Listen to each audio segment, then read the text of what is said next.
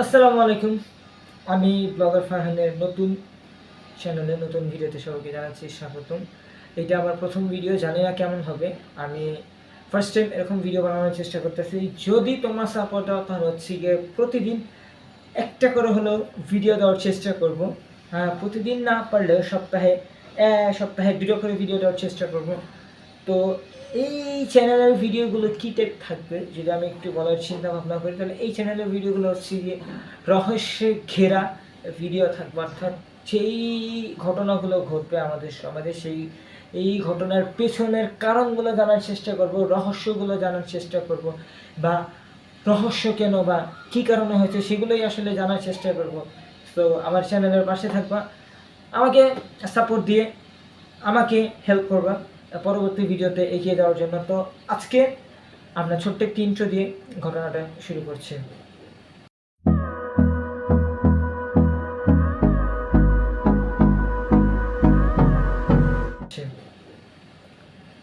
তো আজকের ঘটনাটা কি, আমি ছোট্ট একটি ইন্ট্রো পরে দেখে আসলে তো আজকের ঘটনাটা কি সেটা নিয়ে বলবো।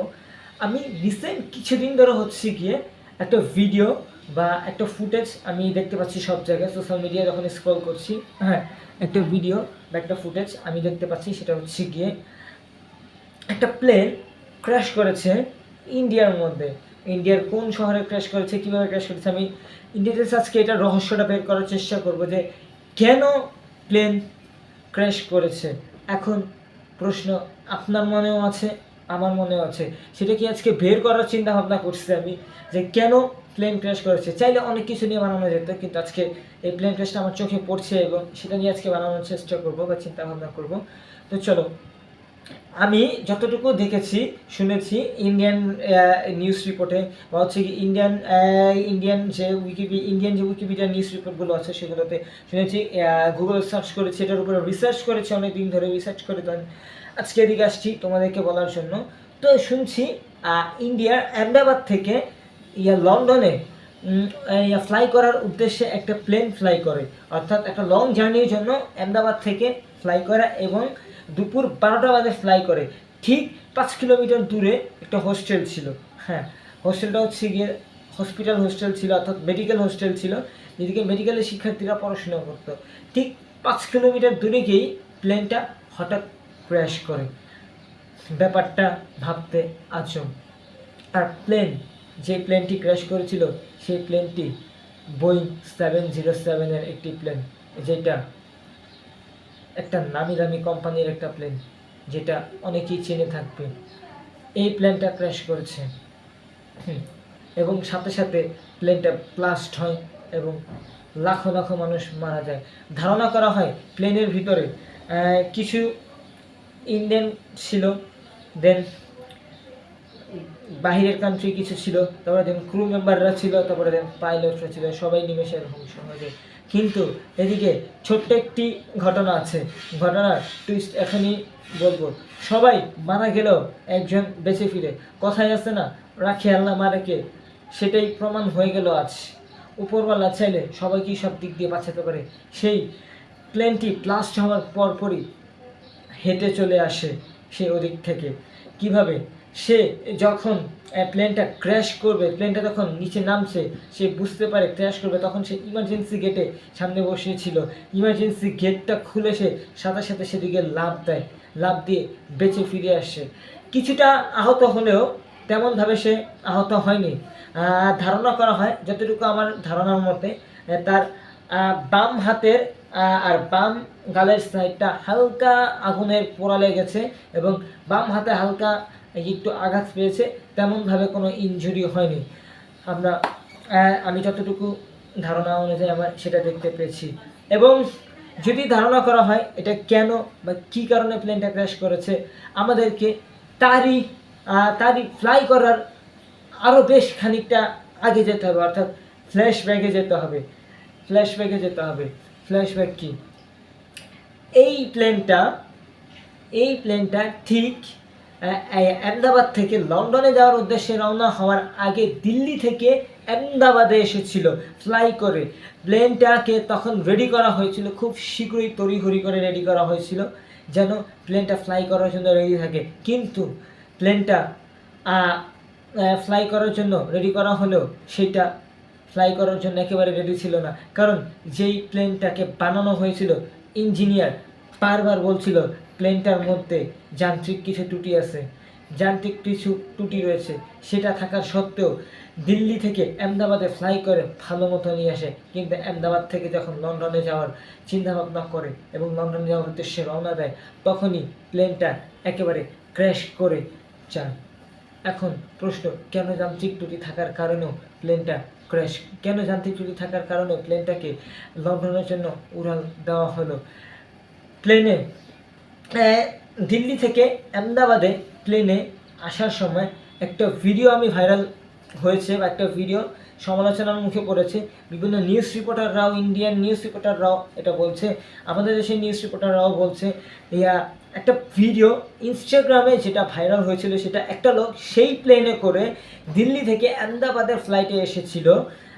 আধা ঘন্টার একটা ফ্লাইট ছিল, মেবি ফ্লাইটে করে এসেছিল। সে দেখাচ্ছিল প্লেনের ভিতরে কোনো কিছুই কাজ করছিল না, যেমন এয়ারব্যাগ, দেন মাস্কের একটা যেমন প্লেনে যখন বায়ু যখন একটু কমে আসবে বা অক্সিজেন সিলিন্ডার যখন কমে আসবে, তখন সেটাকে ব্যবহার করে যাতে প্যাসেঞ্জারদেরকে বাঁচানো যায়, সেইটা করার চিন্তা ভাবনা সেটাও নষ্ট হয়ে গেছে, সেটাও নষ্ট ছিল। দেন প্লেনের সিটের পিছে যে তোমার এই যে টিভি বক্সগুলো থাকে, সেগুলো কাজ করছিল না, টাচ স্ক্রিনও কাজ করছিল না, কোনো কিছুই একেবারে কাজ করছিল না।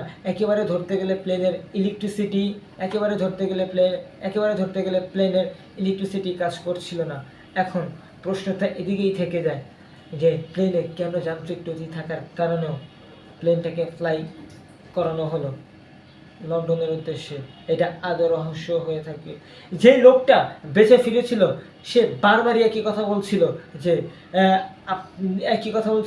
যে আমার সামনে মানুষগুলো পুড়ে যাচ্ছে, আমি দেখেছি পুড়ে যাচ্ছে। যখন প্রেস মিডিয়া রিপোর্টারগুলো তাকে জিজ্ঞেস করা হলো যে আপনি কি দেখেছেন ক্র্যাশ করার সময়, বললো যে আমার সামনে আগুনে মানুষগুলো পুড়ে যাচ্ছে। প্লেনটা যখন ফ্লাই করেছিল আহমেদাবাদ থেকে লন্ডনের উদ্দেশ্যে যাওয়ার জন্য, তখন প্লেনটা আস্তে আস্তে নিচে নেমে যাচ্ছে, অর্থাৎ আস্তে আস্তে নিচে নেমে যাচ্ছে। প্লেনে দুটো অভিজ্ঞ পাইলট ছিল, একজনের অভিজ্ঞতা ছিল 11 বছর, আরেকজনের অভিজ্ঞতা ছিল 12 বছর। 11 বছর এবং 12 বছর অভিজ্ঞতা থাকার পরও কেন প্লেনটা ক্র্যাশ করে গেল? যদি ধারণা করা হতো পাইলটের কোনো ভুল ছিল, তাহলে অবশ্যই মেনে নেওয়া যেত। কিন্তু প্লেনে যান্ত্রিক ত্রুটি থাকার কারণে, অর্থাৎ ইলেকট্রিসিটি, এ কারণেই প্লেনটা ক্র্যাশ করেছে। যখন প্লেনটা আস্তে আস্তে নিচে নামছে, তখন দুজন পাইলটই মিলে প্লেনের ফুয়েলটা কমিয়ে দেওয়ার চেষ্টা করছিল। কারণ প্লেনের ফুয়েলটা কমিয়ে দেওয়া গেলে প্যাসেঞ্জারদেরকে বাঁচানো যেত, কিন্তু সেটাও করা সম্ভব ছিল না। কারণ প্লেনে অনেক ফুয়েল ছিল যেটা কমানো একেবারেই সম্ভব, সেটা 5 মিনিটের মাথায় কখনই কমানো সম্ভব না। 5 মিনিটের মাথায় কখনই কমানো সম্ভব না। এখন এই তো গেল প্লেন ক্র্যাশের কথা। এখন যদি বলি আরও কিছু কথা, বোয়িং 707 কোম্পানি এই প্লেন ক্র্যাশের ঘটনাটাকে নিয়ে তারা ইনভেস্টিগেশন করবে এবং তারা ইন্ডিয়ার মানুষদের পাশে থাকবে, সেটা জানিয়েছেন। কিন্তু আমি যদি তাদের আসল কিছু রহস্য বের করার চেষ্টা করি, তাহলে আপনারা অবশ্যই চমকে যাবেন। বোয়িং 707 এমনই একটি কোম্পানি, যে কোম্পানিটি তাদের প্রত্যেকটা দোষকে অঙ্গে প্রত্যঙ্গে ঢাকার চেষ্টা করে। কারণ এর আগেও চীনে প্লেন ক্র্যাশের ঘটনা সম্পর্কে জানা গিয়েছে, যে প্লেন ক্র্যাশের ঘটনা সম্পর্কে আজও সেটা রহস্য উন্মোচন কেউ করতে পারেনি। সেটার আরেকটা ভিডিওতে আমি কখনো দেখানোর চেষ্টা করব। এবং যদি বলি আমেরিকা থেকে সেম বোয়িং 707 প্রায় অনেকগুলো, একটা না, দুটো না, চারটা না, পাঁচটা না, অনেকগুলো প্লেন ক্র্যাশের ঘটনা শুনতে পাওয়া গিয়েছিল আজ থেকে কিছু বছর আগে।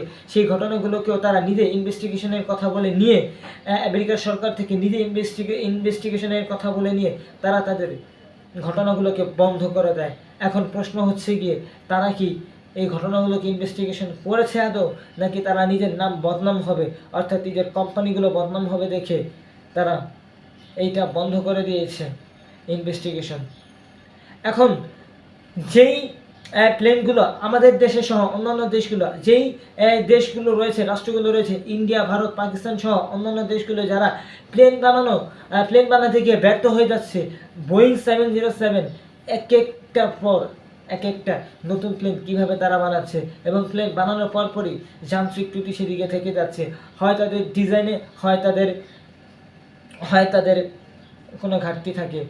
ধারণা করা হয় যে প্লেনগুলোকে তারা এমনভাবে বানানো হয় যেন মানুষদেরকে আকর্ষণের সৃষ্টি করে এবং তারা যেন প্লেনে উঠে যে কোনো জায়গায় যেতে পারবে, এরকমভাবে তারা আকর্ষণের সৃষ্টি করা হয়।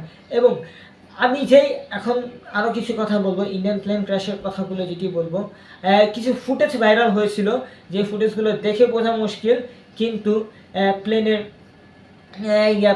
ঘটনাটাকে জানার জন্য কিছু ফুটেজ আমি বের করেছি, রিসার্চ করেছি। কিছু ফুটেজ আমি তোমাদেরকে দেখানোর চেষ্টা করবো যে প্লেনকে উড়াল ভরার জন্য প্লেনের টায়ার প্লেন উড়াল দেওয়ার সাথে সাথে প্লেনের টায়ার খুব দ্রুত বন্ধ হয়ে যায়, কিন্তু সেই প্লেনের টায়ার বন্ধ করা হয়নি। এবং প্লেনের উড়াল ভরার জন্য প্লেনের উইন্ডশেড অর্থাৎ ডানার ভিতরে চওড়া একটু প্লেট বের করা থাকে, অর্থাৎ প্লেন যখন আকাশে উড়বে, তখন আস্তে আস্তে প্লেনের যে ডানাগুলো আছে সেগুলো আস্তে আস্তে বের হয়ে থাকবে। বর্তমান সময়ের একটা ভালো টেকনোলজি, কিন্তু সেটাও দেখা যাচ্ছে ভিতরে বন্ধ অবস্থায় ছিল, বের হচ্ছিল না। এই ফুটেজগুলো আমি তোমাদেরকে দেখানোর চেষ্টা করব। ঠিক সেম অবস্থায় মানুষজন এইগুলো নিয়ে কথা বলছে। এখন প্রশ্ন এটাই থেকে যায় যে প্লেন কি আদৌ ক্র্যাশ করেছে নাকি ক্র্যাশ করেনি। প্রশ্ন আপনাদের কাছেও আমাদের কাছেও। আর এই বোয়িং 707 নিয়ে অনেক ঘটনা রয়েছে, অনেক কথা রয়েছে, যেগুলো আজকের ভিডিওতে বলা সম্ভব হচ্ছে না। আমি ব্লগার ফারহান কথা দিচ্ছি তোমাদেরকে, যদি এই ভিডিওতে বেশি বেশি করে সাপোর্ট দাও, তাহলে হচ্ছে কি পরবর্তী আরেকটা ভিডিওতে আমি তোমাদেরকে এই বোয়িং 707-এর কথাগুলো, এই বোয়িং 707-এর কোম্পানি নিয়ে একটা রিসার্চ করব, দেন এই কোম্পানির গোমর তথ্যগুলো ফাঁস করার চেষ্টা করব। আজকের মতো দিক থেকে বিদায় নিচ্ছি। আল্লাহ হাফেজ।